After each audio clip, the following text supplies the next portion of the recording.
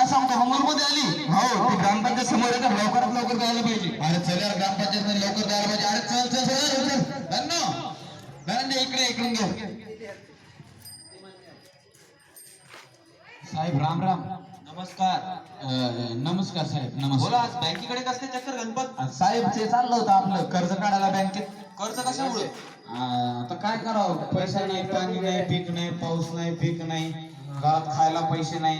बरोबर आहे, बरोबर. पोरीचं लग्न करावं म्हणलं यंदाच्या साली ते गहू काढावं पण तेव्हा आला नाही. पोरीचं लग्न राहिलं, काय करावं काही समजून म्हणलं चला बँकेत पैसे काढायला. शेतामध्ये नुकसान झालं का खूप? लय नुकसान झालं साहेब. अरे गणपत, तुला किती वेळेस समजून सांगितलं मी अहो, की पीक विमा काढत जा, पीक विमा काढत जा, पण तू का लक्ष देत नाही? अहो साहेब ते पीक विमा बिमा काय योजना बिजना असतात ते आमच्या शेतकरी लोकांपर्यंत पोहोचतच नाही ना हो. अहो पण तुम्ही शेतकरी लोकांनी प्रयत्न करायला पाहिजे ना. बँकेमध्ये कर्ज काढायला जाण्याऐवजी सरकारची कोणती योजना आलेली आहे या योजनेवर लक्ष दिलं पाहिजे. अहो, आता बजाज अलायन्स जनरल इन्शुरन्स कंपनीने जी पीक विमा योजना आणली ती माहिती आहे का तुला?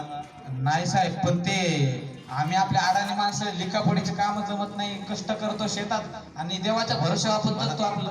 मला एक गोष्ट सांग. हा हा तुम्ही सगळे शेतकरी बांधव होय. शेतामध्ये एवढं काम करता, होय साहेब. दिवस रात्र राबता, होय साहेब. इतकी मेहनत करता, होय. मग त्याचं फळ तुम्हाला भेटायला नको का? भेटायला पाहिजे साहेब. भेटायला पाहिजे ना. हो, हो. मग जर शेतामध्ये काही नुकसान झालं, हा. पिकाला कीड वगैरे काही लागलं तर याच्यामुळे- त्याची नुकसान भरपाई झाली पाहिजे की नाही? झालीच पाहिजे साहेब, झालीच पीक पाहिजे. विमा हा गरजेचा असतो. होय साहेब बरोबर आहे. तर आता बजाज अलायन्स जनरल इन्शुरन्स कंपनीने पीक विमा आणलाय खास. हे बघ, हे घे.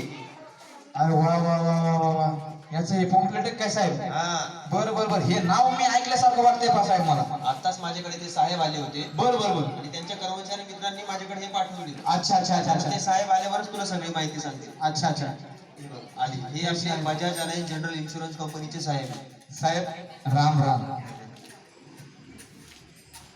साहेब तुम्हाला सांगतो यावर्षी घरात खायला काय नाही, पीक नाही, पाऊस नाही, पाणी नाही, पैसा नाही, अडका नाही, इतका त्रस्त झालो, लय नुकसान झाले साहेब माझं. म्हणजे एकंदरीत शेतीमालात नुकसान झालं. होय साहेब. ठीक आहे, तर त्यासाठीच आपण Bajaj alliance general insurance company लिमिटेडच्या मार्फत हा. सोबतच भारत सरकार आणि महाराष्ट्र सरकारद्वारा मंजूर हा. प्रधानमंत्री पीक विमा योजना रब्बी हंगाम 2018 आणि 19 साठी पीक विमा योजना आणली आहे. म्हणजे आपल्या गावात आलं का योजना? हो. वा वा वा साहेब, तुम्ही देवासारखे भेटला प्रयत्न मला.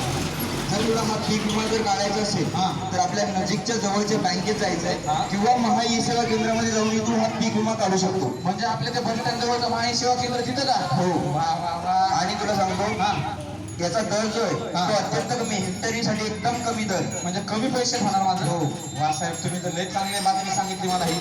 बरं ते सर म्हणजे कोण कोण लोक त्याचा फायदा घेऊ शकते, कोण कोण नाही? जसं की दुष्काळग्रस्त, पूरग्रस्त, आंधळीचा पाऊस, रोगराई, कीड, गारपीट, वादळीचा पाऊस, एकंदरीत नैसर्गिक आपत्तीमुळे जेवढं पण तुझं नुकसान होईल ते संपूर्ण तुला याच्यात लाभ मिळेल याचा.